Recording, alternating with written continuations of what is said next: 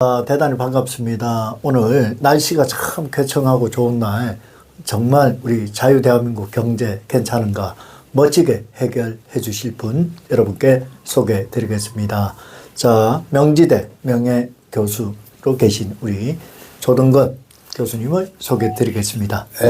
안녕하세요. 네네. 전번에도 뵙고 이제 오늘 두 번째인데요. 네, 앞으로 좀 자주 뵐 것 같습니다. 네. 감사합니다. 네네. 아마 이제 우리 탑고객 채널로는 처음으로 이렇게 실시간으로 뵙게 될 겁니다. 우리 시청자 여러분들께서도 많이 이제 앞으로 경제 그리고 또 고영주 TV를 통해서 우리 조동건 교수님, 명예 교수님이 이제 고정적으로 이렇게 경제 분야에 대해서 자세하게 저희들에게 알려주실 겁니다. 그렇게 해주실 거죠? 감사합니다. 뭐 고정 손님이 되게 쉬운 게 아닌데 네. 제가 자격이 되는지 모르겠는데 당연히. 열심히 하면은 하면서 배웁니다. 하면서 좀 나아질 거예요. 그게 제일 무서워요. 감사합니다. 자, 특히 이제 우리 조동건 교수님께서는 다름이 아니라 무엇보다도 자유민주주의 우리 자유민주주의 체제를 지키는데 가장 앞선에서 교수님들 사이에서 뭐 자자하죠. 그 부분이 가장 필요하고 그 다음 우리 정말 자유가 있어야 경제도 있는 거니까 우리 교수님은 항상 현장에 봬도 그렇고 앞장을 서 주시는 그런 분입니다. 교수님 뭐 짧게 우리 시청자분들이 계시니까 소개 좀 부탁을 드립니다. 아까 뭐 처음 방송이라고 그러는데 무슨 이제 방송에서 그러니까 인사를 드리는데 탑국입니다. 탑국. 그래서 예전에 보면 행동하는 양심 이런 얘기를 했었잖아요. 행동하는 양심. 양심은 그냥 행동하지 않으면 의미가 없고 행동만 하는데 양심이 없으면 그건 빈 껍데기죠. 그래갖고 이제 우리가 지성, 행동, 양심 이런 것이 이제 같이 결합이 돼야 되는데 제가 그런 노력을 하고 있습니다. 뭐 지금 하고 있다 이렇게 좀 이해를 해주면 되는 거고 꾸준히 우리가 좀 방향성을 갖고 이렇게 방송도 하고 운동을 해야 돼요. 뭐 기본적으로 지금 대한민국이 좀 어렵잖아요. 어렵죠. 뭐 어렵다고 무슨 뭐 팔짱 끼거나 또는 뭐 체념하거나 또는 남이 뭐 해결해 주기를 뭐 기대하는 그런 낭만주의에 빠질 수는 없잖아요. 따라서 우리가 지금 직면하는 현실을 갖다가 제대로 좀 쳐다보고요. 어떻게 하면은 그 증상을 좀 완화시키고 우리가 좀 새로운 어떤 길을 모색할까 고민을 해야 될 것 같습니다. 이거는 뭐 제뿐만 아니라 모든 국민들이 하셔야 될 겁니다. 그래서 우리가 같이 행동을 해야 되는 거니까. 그래서 말씀하신 대로 행동하는 양심으로서의 조동근 교수가 되겠습니다. 감사합니다. 우리 교수님 박수 한번 드립니다. 자, 교수님, 뭐, 우리가 뭐 어렵다가 그냥 말로만 어려운 게 실제 어렵거든요. 제 주변에도 장사하시는 뭐 친구나 후배나 선배들, 이렇게 어려운 상황이 처음이다 할 정도 진짜 고민을 많이 하는 분들이 많은데 앞으로 이게 대한민국 경제가 어떻게 좋아지겠습니까? 어떻게 됩니까? 네, 좀 만만치는 않아요. 좀 편하게 예를 들어서 말씀드리면 우리가 걷는 속도보다 자전거 속도가 늦으면 자전거 넘어지잖아요. 그러니까 우리가 5,100만이 먹고 살아야 되잖아요. 그렇죠? 그러면은 실질 성장률이 한 2.5%는 최소 돼야 돼요. 2.5%. 그런데 이제 그게 쉽지 않죠. 그래갖고 뭐 작년 뭐 그 1%밖에 안 되고요. 그다음에 올해도 뭐 보면은 이게 쉽지 않을 겁니다. 그래서 경제 성장률이 1%대 또는 0%대 있으면은 제가 말씀드린 대로 걷는 것보다 느린 속도로 자전거 가는 거니까 넘어지기 십상이죠, 지금. 그래서 이제 모든 사람들이 어려운데 체감을 하는 건 뭐냐면은 자영업자분들일 겁니다. 자영업자분들. 그러니까 이제 기본적으로 어떤 소득 흐름에서 제일 이제 끝에 있는 분들이죠. 그렇죠. 그러니까 수출 기업에 이제 돈을 벌어서 그걸 뿌리지 않습니까? 그렇죠. 그럼 그걸 갖다 우리가 분배를 받아서 소득으로 포착하고 지출을 하는 건데 그 지출할 때 이제 그 지출이 저수지처럼 이제 고이는 데가 바로 자영업자분이니까 이게 이제 순번이 느리죠, 보면요. 그래서 이제 어떻게 보면은 좀 실핏줄에 해당되는데 우리나라의 경기가 안 좋다 보니까 자영업자들이 굉장히 어려우실 겁니다. 그리고 자영업자분들이 생각보다 많아요. 만약에 우리가 자영업자분들이 없을 정도로 직업을 갖다가 기업에서 또는 국가에서 제시하면 좋은데 그게 불가능하잖아요. 그러니까 우리가 보면은 뭐 자영업자 많은 거는 다 이해를 하시는 겁니다. 근데 그게 이제 굉장히 경합을 하다 보니까 과잉 이제 충돌이 되는 거죠. 그 안에서. 그래갖고 뭐 골목 상권에 보면은 그 좁은 골목에 뭐 소위 말해서 커피숍 몇 개가 들어가고 미장원이 몇 개가 들어가고 그러면은 어떻게 보면은 그 사람이 그 지갑을 열고 돈을 쓰는 것보다 그걸 쳐다보는 자영업자 너무 많다는 거예요. 예. 그래서 그게 좀 어려운데 그러면 어떻게 해야 되냐. 자영업자가 좀 약간은 좀 구조조정을 좀 해야 되는데 그 구조조정은 사실상 이게 좀 망한다는 얘기니까 좋은 건 아니고 그러니까 이제 숫자는 좀 줄어야 되고요. 그리고 또 고용풀에서 사람을 좀 적게 내보내야 되고 그다음에 자영업이 아닌 다른 고용 소스가 많이 만들어져서 그쪽으로 고용이 돼야 됩니다. 그거 아니면은 전부 다 자영업만 바라볼 거 아닙니까? 네, 그래서 이제 그런 것들이 좀 약간의 아쉬움이 있습니다. 네.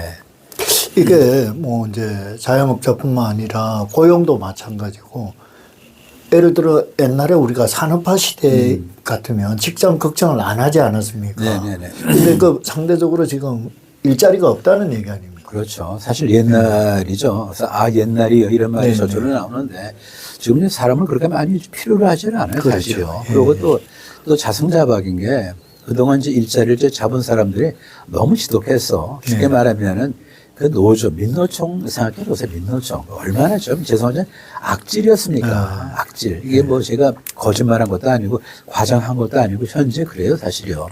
그러다 보니 사람을 쓰는 쪽에서 얼마나 신중합니까? 이게 뭐 잘못 쓰면은 뭐 이렇게 되는 거니까. 그러니까 이제 어떤 면에서는 가뜩이나 좀 일자리가 만들어지기 어려운데 그런 식으로 어떤 노조가 어떤 강성의 어떤 성향을 띠다 보니까 일자리를 만드는 쪽에서는 조심스러우니까 일자리 더 안 만들어지는 거죠. 그러니까 미국 같은 경우 보면은 이제 쉬운 해고, 그렇죠. 그러니까 쉬운 해고만 보면은 어떻게 사람을 버려? 하지만 그 반대편은 뭐예요? 쉬운 해고이기 때문에 또 다른 편에서는 사람을 쉽게 고용한다는 거예요. 맞습니다. 그래서 사람을 이게 받아들이고 또 사람 내보내고 그게 바로 신진대사예요. 신진대사. 그러니까 우리가 신진대사가 원활하지 못하면 건강 유지가 안 되지 않아요. 마찬가지로 그 신진대사는 어디에나 필요한 거예요. 따라서 사람을 쉽게 해고하고 또 쉽게 또 고용할 수 있는 어떤 그런 면에서는 이제 마찰이 좋은 게 좋은데 우리는 그게 아니고 마치 국가가 무슨 국민을 책임져 주듯이 그 뇌리 있는 게 뭐냐면은 한번 고용되면은 나를 책임져라 이렇게까지 얘기를 하는데 실제로 고용하는 사람이 그런 능력이 없잖아요. 그러다 보니 고용을 할 때 이 사람 뽑아야 되나 아닌가? 그러면은 안 뽑는 거죠, 보면. 그렇게 해서 이제 보면은 해고가 어려우면 어려울수록 역설적으로 신규로 노동시장에 진입하는 사람들은 적다 그런 얘기예요. 네. 그걸 우리가 좀 명심을 해야 됩니다. 네. 저도 이렇게 학교 다닐 때 배웠던 게 기업은 이윤 창출이 목적이고 목표인데 이윤이 없는데 계속 고용이 나올 일도 없고. 그지? 기본적으로 어떻게 보면은 이제 뭐 수입하고 지출하고 차이를 갖다 우리가 이제 뭐 바라보면서 다 끼어드는 거 아닙니까? 근데 이제 그게 이제 그 자연스러운 건데 뭐 모든 어떤 행동 하나하나마다 수지를 계산할 수는 없어요. 어떤 건 미치고 어떤 건 남고 하지만 기간을 통틀어 보면은 남으면 되는 거고 기업도 어떤 프로젝트에서 손해가 나고 또 다른 프로젝트 이익이 나고 하지만 결선에서 남으면은 그게 기업이 유지가 되는 건데 어떤 경제 활동 자체가 지금 이렇게 바이탈리티라고 그러죠. 역동적이지는 못해요, 보면요. 그러다 보니까 충분한 기회를 포착을 못하고, 그 새로운 산업에 진출하는 것도 좀 더디고, 그러다 보니까 이제 뭐 고용에 대한 어떤 이제 소스가 그만큼 줄어드는 거죠. 이게 이제 조금 이제 염려스러운 겁니다. 네. 자, 교수님. 기업이라면 또 사업이 잘 될 때가 있어요. 그러면 이윤이 늘었을 때 노조가 주장하는 거는 그 이윤을 바로 배당을 해달라. 그렇죠. 그러면 기업의 입장에서는 사실 그 이윤이 났을 때 미래에 대한 뭐 새로운 그 개발을 해야 돼. 개발비도 더 필요할 거고. 그 다음 비상에 대한 충당금 뭐 이런 게 필요하지 않습니까? 사실 기업이 좀 뭐 보면은 뭐 돈을 갖다 화수분처럼 찍어내는 것도 아니고. 근데 이제 그걸 분배를 하는 건데 좀 전에 말씀하신 대로 이제 노조들이 그거를 뭐 이익이 나면 바로 이제 뭐 배당은 아닌데 성과로 이렇게 지급해달라 이렇게 하는데 그러면은 사실 그게 우리가 소위 말해 from hand to mouth가 되는 거죠. 그날 벌어서 그날 먹는 거죠. 그러면 안 되죠. 그러니까 지금 말씀하신 대로 때에 따라서 뭐지 그거를 여축을 하고 투자를 하고 그 다음에 새로운 기회를 봐야 되는데 그걸 못 해보면은 우리가 그러다 보니 기업이 크지를 못하는 거죠. 사실 보면은 우리가 지금 생각해 보세요. 어떤 면에서는 지금 현재 지금 우리가 어저께 만들어서 오늘 우리가 쓰는 게 아니고 이 쿠킹한다고 그러잖아요. 계획을 하고 뭔가 이제 프로시저를 밟으면서 이것이 이제 실행에 옮겨지고 사업화가 되고 뭐 그렇게 쭉 일련의 흐름이 있는데 그때마다 뭐 이익이 나왔다고 성과로 해달라 이렇게 하면은 그거는 안 되는 거죠. 그 다음에 또 사실 엄밀한 의미에서 성과를 가지고 요구하는 건 뭐냐면 자기가 뭐 기여를 해서 그걸 보상을 받는 차원에서 요청하면 좋겠는데 그게 아니고 따지고 보면 과거의 투자가 현재 이루면서 그 혜택을 과거 투자 무관한 사람들이 나한테 내 몸을 달라라고 하는 미안하지만 뭐죠? 도둑놈 신보예요, 사실요. 그렇죠. 그렇다고요. 내가 기여한 거를 나중에 찾아먹는 것도 아니고 예전에 그 프로젝트로서 기여가 된 바를 지금 내가 그걸 달라. 그런 게 많아요. 사실 그래서 우리나라 노동조합의 문제는 뭐냐면 너무 시상이 짧아요. 그러니까 내일 모레 글표까지 보면은 내 사실 후손까지는 아니더라도 내 후배까지 보는데 그냥 당장 나만 보고 나중에서도 이번 달만 보고 이렇게 되다 보니까 좀 긴 호흡에 어떤 그런 사업 구상이랄까 그런 걸 하기 어렵죠. 그러면은 그 기업이 그게 잘 될 수 있습니까? 당연히요. 옛날에 한번 생각해 보세요. 우리 박 대표님도 보면은 이제 그 뭐 이렇게 한번 뭐 눈 딱 감고 뭐 새로 떠오르고 그러지 않잖아요. 그러니까 예. 이제 굉장히 쿠킹을 한다고 그러는데 그런 식으로 좀 지밀하게 그러고 좀 기다려주는 그런 게 필요한데 우리가 너무 노동조합들이 그냥 그 성과를 그 같이 공유하자라는 의미에서 그냥 뭐 우리가 흔히 하는 얘기로 아직 달걀이 준비가 안 됐는데 닭의 배를 가려는 그런 행태를 많이 보였잖아요, 사실은. 네. 그거는 참 안 되는 거죠. 그럴 만한 어떤 뭐 권리를 주장하는 그 근거가 뭡니까? 없죠. 다 미안하지만 전부 다 어깨띠, 머리띠에서 나오는 거죠. 우리나라 보세요. 사실 미국에서 데모하는 거 보시면 거기 뭐 어깨띠, 머리띠 합니까? 그거 되게 창피한 거예요. 문화적으로 지체된 현상이죠, 보면. 그러니까 정정당당하게 어떤 다큐멘테이션에서 이러이러하니까 우리가 이런 요구를 한다 하는 건 모르는데 그거 왜 그런 식으로 그렇게 이제 점거를 하고 그럽니까? 미국도 보면은 피켓은 들더라도 그죠? 우리 같이 그렇게 무슨 현정을 해서 점거하고 기계에다가 무슨 뭐 모래를 뿌리고 뭐 이렇게는 안 하잖아요. 그러니까 우리가 한국이 지금 발전하지 못하는 게 뭐냐면은 가장 중요한 게 노사 간의 균형이 노동으로 기울어진 운동장이에요. 그러다 보니까 기업에서 볼 때 투자하기 좀처럼 어렵고 외국에서는 한국에서 기업해 보니까 언감생심 생각도 못하고 있는 기업도 그냥 접고 나가려고 그러고 그러니 지금 그게 어떻게 됩니까? 앞으로 곧 조만간 전부 다 후속 세대에게 다 그 짐으로 오는 거죠. 네.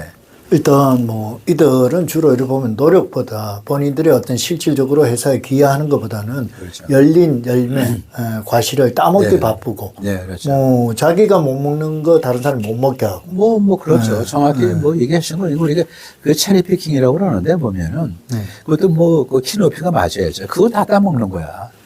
다 따먹는 거지. 그러니까 사실 우리가 열매를 따려면 제일 먼저 뭐를 해야 되죠? 나무를 심어야죠. 그렇죠. 나무를 심는 걸 책이죠. 그래서 얼마 있다가 그다 시간을 두고 열매가 나오는 거 아니에요. 네. 그럼 그거를 우리가 시간 순서대로 다 계획을 해야 되는데 그게 아니야. 그냥 당장 따먹어. 그것도 어디 따먹는 거죠? 손높이, 눈높이, 꼬이는 것만. 그러다 보니까 저 위에는 따먹지도 못하고 말라 비틀어지기도 하고. 그러니까 참 그게 그렇게 조급한지 모르겠어요. 이게 노조가 너무 조급해. 뭐 사실 내 몫이 내가 하기 나름이다라는 생각하는 게 굉장히 위험한 거예요, 사실요. 그렇잖아요. 그게 어디 있어요, 그럼? 내 하기 나름. 그게 아니죠. 사전에 정해진 규칙일까 합의된 바에 따라서 우리가 분별해야 하는 거지. 그것도 없이 느닷없이 말이죠, 그냥. 이익을 냈다고 해서 그렇게 그 성과로 그걸 나한테 공유를 해달라. 그건 아니죠. 그러면 거꾸로 손실 났을 때 그럼 월급을 깎아요? 만약 이걸 요구했으면 월급을 깎아야 될 거 아니에요? 당신네들도. 희생 안 하려고 그러죠. 안 하죠. 그건 안 해. 말도 못 해. 그러면서 비대칭적으로 잘 됐을 때는 너무 많은 걸 갖다 청구하는 거죠. 청구하는 건 안 해요. 사실 일의 대가를 받는 거지. 무슨 권리가 있습니까? 청구 권력이에요, 그게? 우리가 가난한 것이 청구 권력이 아니에요. 가난한 우리가 뭐죠? 있는 사람들이 같이 십시일반으로 같이 동포회를 넓게 보면 아니면 이제 시민, 시티즌십으로 해서 우리 같이 이렇게 한 배를 탔으니까 이제 공유하자 이런 거지. 가난하니까 내 몫을 내놔라. 내가 배고프니까 그거는 말이 아니죠. 그거는 우리가 이제 그렇게 떼쓰는 게 아직도 익숙해져 있어요. 예, 그래서 가난이 청구 권력이 아니다라고 저는 생각하는 겁니다. 가난이 청구 권력은 아니다. 아, 그걸 청구 권력이 되면 어떻게 되냐 그런 얘기예요. 공산주의죠. 그렇죠. 그건 공산주의죠. 뭐 나를 책임져라. 예, 그거예요. 예.